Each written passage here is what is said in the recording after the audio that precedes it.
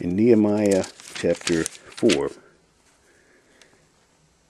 God says, well, the people came to laugh them to scorn. Who were these guys? Tobiah and Sanballat. They came to stir up trouble. And the children of Israel, their hands were, the work was slacked to a degree in that half of them had to work and now half of them had to stand guard. But then it says, and I love this here, they which builded on the wall, and they that bear burdens with those that laid it, every one with one of his hands wrought in the work, and with the other hand held a weapon. So they're slapping down mortar, somebody with one hand slapping down a brick. Each of those guys had a sword in their other hand. Makes me wonder if they needed to even be hindered by that.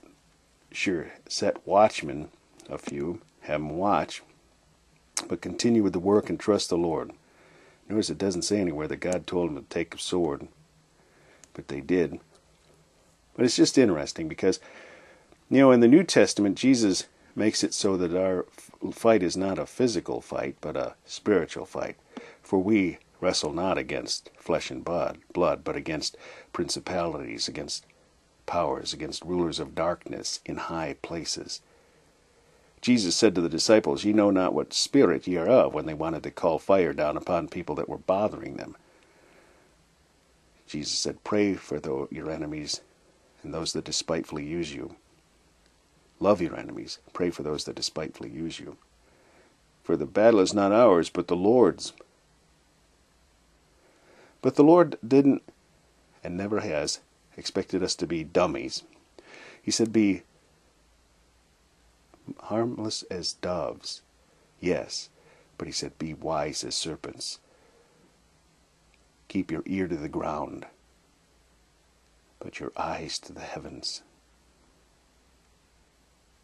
Doves fly, serpents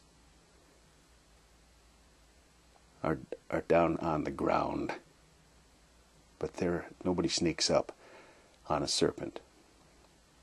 Doves aren't quite so bright, but they're also not mean.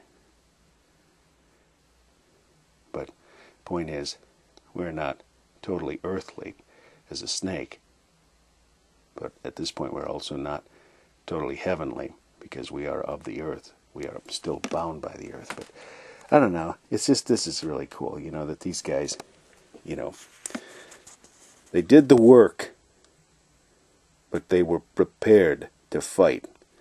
And so what must we be against our adversary, the devil, who sneaks about as a roaring lion, seeking whom he may devour?